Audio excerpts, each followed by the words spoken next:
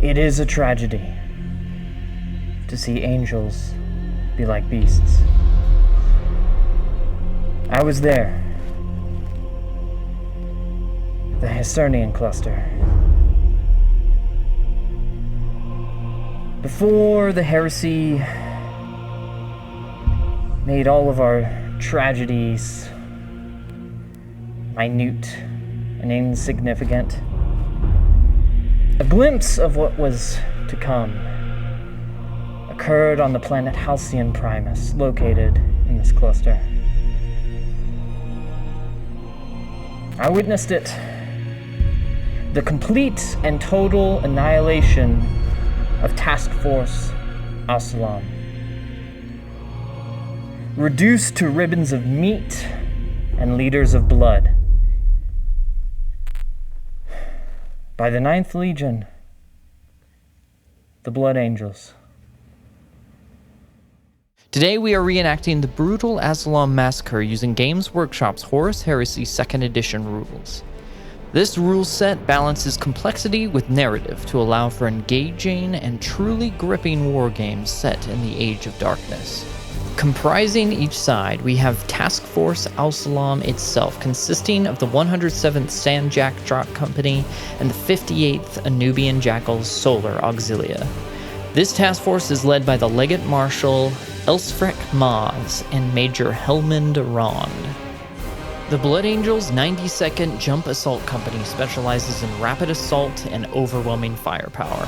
It is led by the fearsome praetor, Captain Belial Tykeal, with his dreaded Dawnbreaker bodyguard. Almost immediately, the winds of fate stir, and in an initiative roll-off between the two forces, the Alzalam immediately change history and secure the first turn. This will prove pivotal, as the Sandjack Drop Company can move forward to secure checkpoints on the map before they are instead filled with ravenous Blood Angels. The Sandjacks send their heavy sentinels up front, an aggressive maneuver in order to try to destroy the Land Raider. The Blood Angels respond with ferocity, and using their movement reaction, they surge forward to respond to the Sentinels' aggressive maneuver.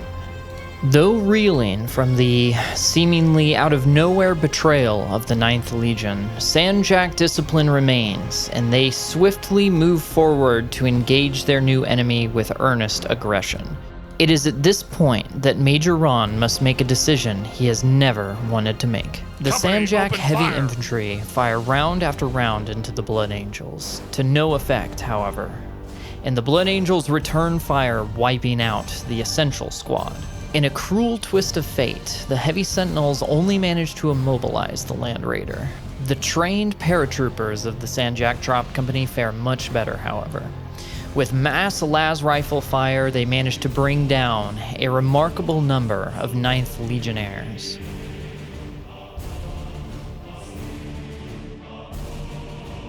In a desperate bid to buy time, the paratroopers of the Sandjack Drop Company declare a charge on the Blood Angels Tactical Marines. They are overwatched on their way in, and massive casualties are sustained. Slaughtered to a man, they must make a leadership test. Wow! He is a hero! The Blood Angels surge forward, undaunted by the casualties they sustained by the incoming fire. They seek to close and engage as fast as humanly possible, for their transhuman physiology can overpower any mortal in close combat. Fully realizing this, the paratroopers begin to fall back and tighten up their defensive cordon. Furious about his immobilized Land Raider, Librarian Zoram Maratha disembarks and prepares to engage the heavy sentinels. His fingertips spark with powers from the warp itself. The Blood Angels level their bolters downrange and begin shooting in earnest. Even though they are lost to the Red Thirst, their accuracy is not impaired, and they put effective fire down on a heavy weapon squad that has positioned itself in the middle of this village. Bolt pistols and meltas on that squad there.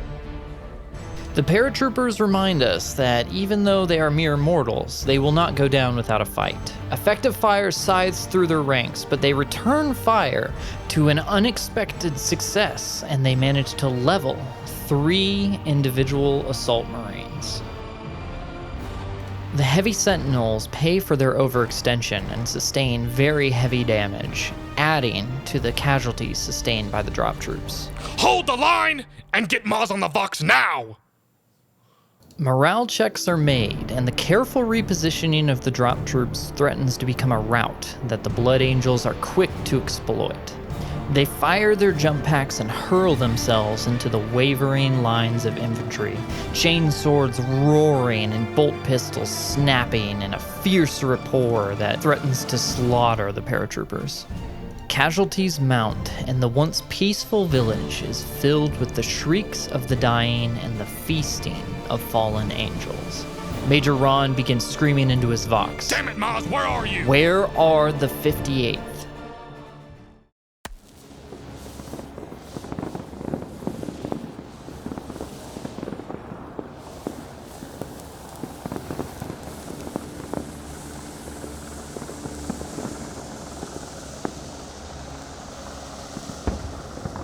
The Anubian Jackals arrive just as night falls and the battlefield is mired in a pitch darkness.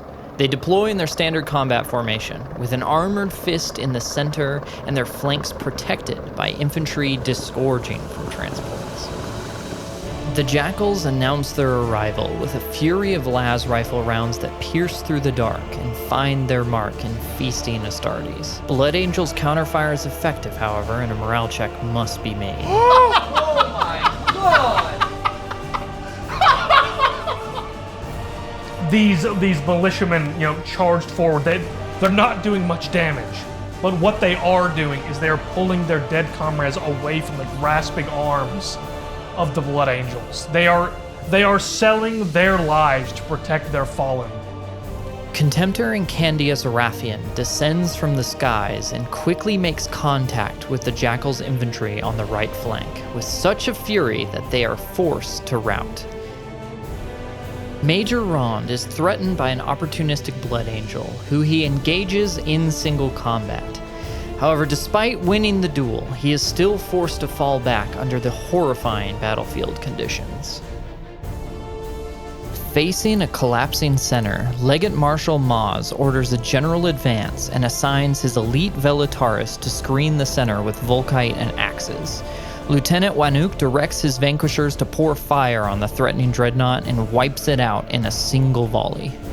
Pursued by his foes, Major Ron meets his unfortunate end by taking severe fire from a Derodeo dreadnought while crossing a bridge to regroup with the Jackals. The Velataris are quickly surrounded by agile legionnaires, nearly fully encircling them. Weighted down by their war axes, they are slow to strike, while the Blood Angels reap a bloody toll, massacring the squad and only losing one in return. The Velataris are forced to retreat, and the final remaining drop company unit is destroyed by Captain Belial and his fearsome Dawnbreakers. The result is a battlefield of disaster, with transhumans descending upon the mortals like cattle. Faced with this worsening situation, Legate Marshal Maz takes to the field and orders the center to be held at all cost. Effective Vanquisher fire forces the Blood Angels to retreat from the center, buying valuable time. Maz himself declares a charge to mop up the survivors and protect the exceptionally valuable Laman Russ Vanquishers. Belial's bloodlust will never be satiated, and he leads his Dawnbreakers to threaten the Jackals' left. The Jackals react by repositioning and opening fire as the bloody Astartes move in for the kill. They manage to take out one Dawnbreaker in the process. The Dawnbreakers slam into them nonetheless, and completely annihilate the Jackal's left flank, leaving the valuable tanks exposed to both blade and spear.